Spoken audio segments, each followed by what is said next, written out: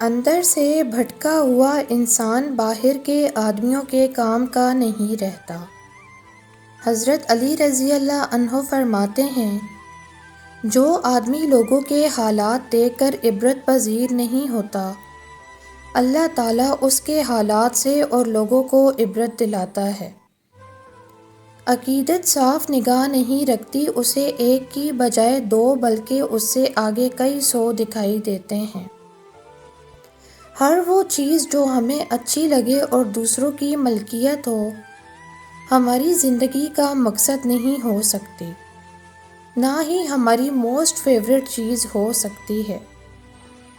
زندگی ایک راستے سے آنے کا نام ہے، دوسرے راستے جانے کا نام بھی ہے۔ ایک ہی زندگی ہے، اسے سادہ رہنے دیجیے۔ کسی کو یاد کر رہے ہیں تو فون کر لیجیے، ملنا چاہتے ہیں تو مدعو کر لیجیے، چاہتے ہیں آپ کو سمجھا جائے تو واضح کر دیجیے۔ کوئی سوال دل میں ہے، کوئی سوال بھی دل میں ہے تو پوچھ لیں، کچھ پسند نہیں ہے تو بتا دیں، پسند ہے تو کہہ دیں، ساتھ چاہیے تو مانگ لیں، انا کو دور چھوڑ آئیں، اپنوں کو پاس لے آئیں۔ ایک ہی زندگی ہے، اسے آسان رہنے دیں، اپنے لیے بھی اور دوسروں کے لیے بھی۔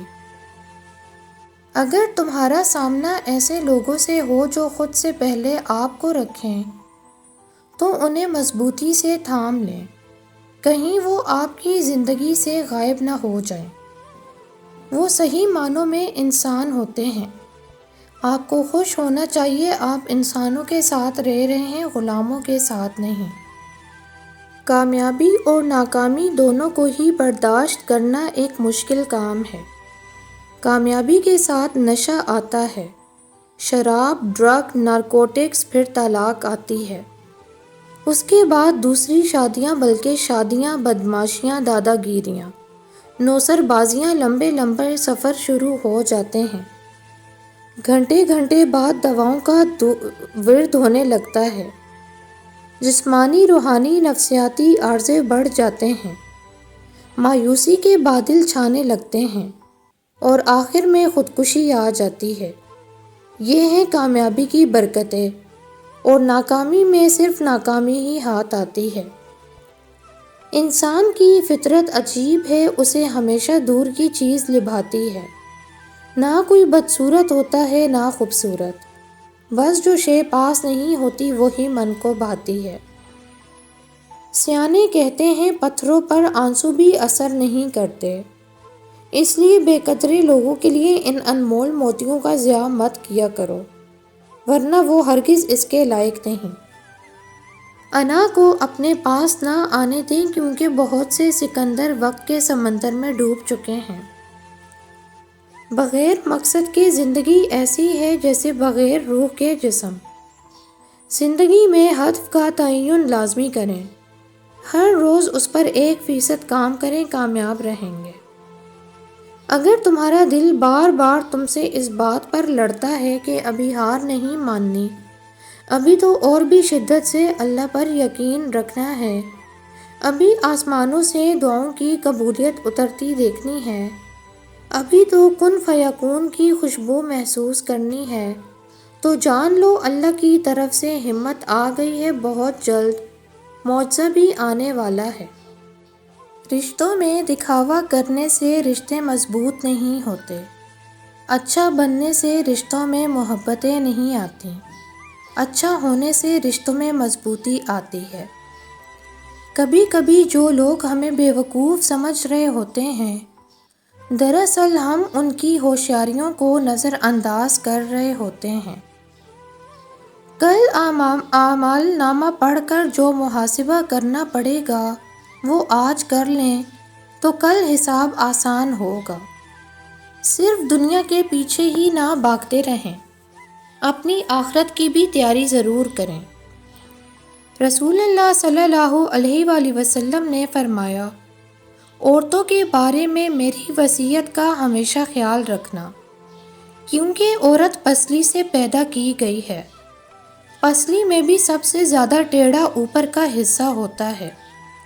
اگر کوئی شخص اسے بالکل سیدھی کرنے کی کوشش کرے تو انجام کار توڑ کے رہے گا، اور اگر اسے وہ یوں ہی چھوڑ دے گا تو پھر ہمیشہ ٹیڑھی ہی رہ جائے گی۔ بس عورتوں کے بارے میں میری نصیحت مانو، عورتوں سے اچھا سلوک کرو۔ کچھ لوگوں کی اذیتوں میں شدت صرف اس وجہ سے ہوتی ہے کیونکہ انہیں ترک تعلق نہیں آتا، انہیں کسی سے چھیننا نہیں آتا، انہیں جیتنا نہیں آتا، انہیں منافقت نہیں آتی۔ وہ ایک دفعہ جس کو اپنے قریب کر لیں پھر ان کو ان کے بچھڑنے پر صبر نہیں آتا۔ اور حقیقت بتاؤں، ایسے لوگوں کا استعمال بہت کیا جاتا ہے، انہیں بیوقوف سمجھا جاتا ہے، اور پھر یہ بھی حقیقت ہے کہ دنیا سچے جذبوں کی بڑی توہین کرتی ہے۔ جب آپ اللہ سے دعا کرتے ہیں کہ اللہ تعالیٰ اگر یہ میرا کام کامیاب ہو گیا تو 2 نفل میں تیرے حضور شکرانے کے ادا کروں گا، تو فرض کریں اگر وہ کام آپ کا نہیں ہوا تو 2 نفل شکرانے کے نہ ادا کرنے کی بجائے آپ اللہ تعالیٰ کے 4 نفل شکرانے کے ادا کریں۔ وہ اس لیے کہ وہ کام آپ کے حق میں بہتر نہیں تھا، اللہ نے آپ کے لیے اس سے اچھا کام سوچ رکھا ہے، کیونکہ اللہ کے ہر فیصلے اور کام میں آپ ہی کی بہتری اور خیر ہے۔ آپ صبر کریں اور دعا کرتے رہیں، انشاءاللہ اللہ آپ کی توقعات سے بڑھ کر بہترین خیر آپ کو عطا کرے گا۔ اپنے دلوں کو ان لوگوں کے ہاتھوں سے چھین لو جو اس کے مستحق نہیں ہیں۔ ہمارا مستقبل صرف اللہ کے ہاتھ میں ہے، اس لیے اس کے علاوہ کوئی نہیں جانتا کب کیا ہونا ہے۔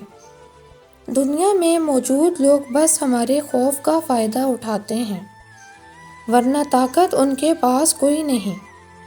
اللہ اپنے بندے کی براہ راست پکار سننے والا ہے، جس کے اختیار میں کن فیکون ہے، وہی اکیلا مالک ہے، وہی اکیلا خالق ہے۔ جس طرح ایک ناقص گھر کو اس لیے توڑ دیا جاتا ہے تاکہ اس کی جگہ بہترین، مضبوط اور خوبصورت گھر تعمیر کیا جا سکے، اسی طرح بسا اوقات آپ کی زندگی کی ٹوٹ پھوٹ اور توڑ پھوڑ اسی لیے ہوتی ہے تاکہ آپ کو کمال، عروج، بہتری، بلند مرتبہ اور مضبوطی عطا ہو۔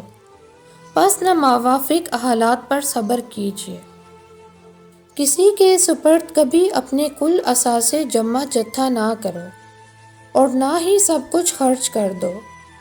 اچھے وقت میں کی گئی بچت برے وقت میں کام لازمی آتی ہے، پھر چاہے وہ مالی بچت ہو یا جذباتی، لفظی ہو یا روحانی، کچھ بھی مکمل لٹا دینا حکمت نہیں، پھر چاہے سامنے والا سب سے اہم اور قابل اعتماد ہی کیوں نہ ہو۔